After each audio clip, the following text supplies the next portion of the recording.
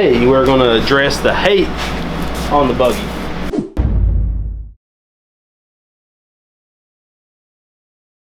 You know, with YouTube you get a lot of shade tree mechanics and keyboard warriors, and so the main thing people say is my buggy's going to be heavy.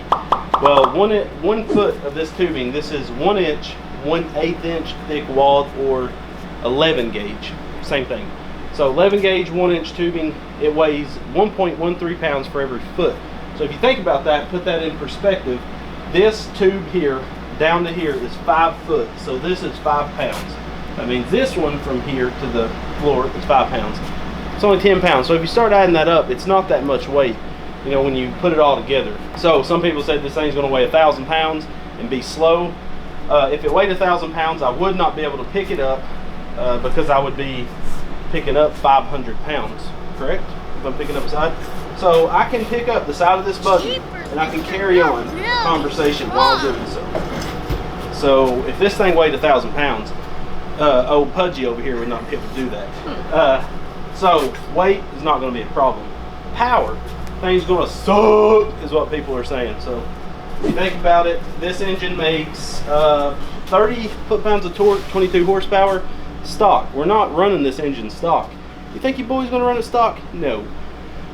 We are putting a billet flywheel, billet rods, a billet 20 over piston, so this engine will be bored, 50 thousandths milled heads that are ported, roller rockers, chromoly push rods, probably up to a 40 millimeter Mikuni, and a Roots blower on it. So this thing is going to make some fat daddy power, and we got a custom ground cam with no overlap. So we should be able to make some, you know, pretty good boost. We're going to set it at around 8 pounds of boost, but we're looking at around 15 to 25 horsepower gain from that supercharger at 8 pounds of boost. Kind of. It's hard to, you know, figure this stuff. So we're looking at least a 70 horsepower, 70 foot-pounds of torque, 670. Now, I know what you're saying, put a crotch rocket engine on it. Well, my GSXR 600 engine I have over there that we're putting on a buggy very soon makes 65 foot-pounds of torque and 125 horsepower, but it makes that 65 foot-pounds of torque at like 10,000 RPMs. I'm going to make 70 foot-pounds of torque at like 2,500 RPMs, 3,000 RPM. That's going to be the difference between this. You want me to use a motorcycle engine, and I'm going to prove to you it does cost more. Let's face it, this engine is going to be more expensive than a crotch rocket engine, but I'm going to make the same torque and lower horsepower, but we're not looking for horsepower in a build like this. Another thing is, we talked about the shocks in the last video. I'm not going to go crazy about these, but they are not going to be the greatest shocks in the world. They don't have a fast enough rebound, so that means when they flex, they're not going to kick the tire back down fast enough. So when I'm hitting like some whoops, my tires aren't going to be as responsive as they should. So my tires will be in the middle of traveling back down when I go into a dip and not make it to the bottom of the bump. You know, so it's going to be a little washy. So we are going to get new shocks later. These are just to mock it up. They was cheap, $100 a set. If they work, and then we'll use them. But if not, we're going to call a shock company and have custom shocks built. I don't care if I have to spend $1,000 on them. This Redbeard's making a face behind the camera when I said that. So on to the next thing that everybody and their sister's going to say. This is, when you're building stuff on YouTube, the biggest thing is put bigger tires on it. You know, everybody wants to see bigger tires on it. Well, these are 28-inch mud lights. The Deuce made 35 horsepowers and had 25s on it and had an 8-to-1 diff, and that thing would take off spinning on asphalt. This is 8-to-1 with 28s, but we're going to make stupid horsepower, so it's going to be awesome. I don't want to put bigger tires because that's just going to put this diff in more of a bind, and I don't want to blow this Dana diff because they're not out there no more. It would be extremely hard to replace this thing. That's those issues. The next one is my A-arms. They're skinny and long. They're going to have, they're going to maybe twist on me. These mounts are going to be the weak point. We did actually think about this when we was making these. Normally you would go with trailing arms, and trailing arms is like what a Razor 1000 has, and that's basically one big arm that goes up here, hooks with the heim joint, and then you have two basically kind of like panhard bars back here that keep it from just going wherever it wants to go, and it all works up. And I think with that style of suspension you do get a little bit of camber as you're going through your suspension travel. This, my tire is going to stay perfectly straight, which, you know, some people will say you want some camber in it. Who knows? This is our first one. Let's play with it. what we can do to strengthen this, and I do understand what they're saying, it's skinny, it's long, it's going to be a weak point when you hit something, and if you ever was to catch a tree, all your strength is right here, so you could bend something. We did worry about that too. So we are putting bark busters on it. So the bars on the side of the buggies, for people that don't know, that's to keep a tree from grabbing your back tire. We will have those built onto our buggy, not at first, but later we will build those on before we take it on a good ride, so we can keep from that. So we actually forgot to mention something when we was filming this video. You can see all these bars we got laying willy-nilly in here. We're basically welding in a frame that takes up this area here, and there's going to be 2 bars that line up with these 2 bars coming out here. We're basically going to have a heim joint. Basically we're going to make a link to go from here to the actual spindle behind the wheel, and that's just going to guide everything up and give it rigidity so these don't want to tweak back or forward. So that's going to strengthen it up a lot. Those will be in the next episode of this buggy, so watch out for that. I think that's going to save us a lot. That and them tree guards, this thing will be really strong, and those A-arms will not be a problem. We went with the skinny A-arms just because this big rear driven pulley was in the way to make it any other way, so we had to do them like that.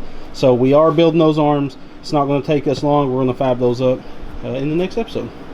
So again, power is not going to be a problem. Then we will be using some crotch rocket engines, even some car engines very soon on the channel. I know people want to see that. They're tired of seeing Predators. We're wanting to show you what you can do with the Predator, and it's fun building these things and tweaking them. So we'll be around 70 foot-pounds of torque, 70 horsepower, maybe even more, who knows, and we're scared that the crankshaft might not handle it. So Performance 670, get on a billet crankshaft.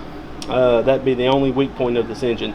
So my A-arms right now are unbolted, my shocks are unbolted, because I had to put them up on the table to slide the buggy back enough to put the rear tire on and do some testing. We don't know, so I made these adjustable tabs on front and rear, and the more I move them in, the softer the suspension is going to get. So I'm putting my shocks at first on this last hole right here. People did complain how I ran my heim joints. So I've seen a lot of rock bouncers use heim joints vertical. You can use them horizontal, you can use them however you want. The reason I did this is because I didn't want to be limited on suspension travel. I would rather be limited on turning angle. The thing about this is we're using a dune buggy billet steering rack, steering rack. So basically when this runs out of steering, this heim joint runs out of travel. So it worked out perfect. I got a ton of steering, and my heim joint is not restricting me any. We thought about this a lot, guys. We just didn't put this thing. I did so much R&D, I guess, on this buggy. It's stupid. That's why it's taking so long, because I wanted this to be very sweet, and the next one's going to be even better. So and another thing is the engine being up so high. People is so worried about that. It's not going to hurt anything. That engine is 110 pounds dry, so with oil in it you're looking at 115. With the supercharger, the alternator, all that stuff bolted onto it, it's going to get a little bit heavier, so we're going to say an even 140 to say the weight on this thing. That's not a problem, because I mounted this high because I didn't want the buggy to be even longer. If I would have made it longer, I could have put the engine in front of the diff.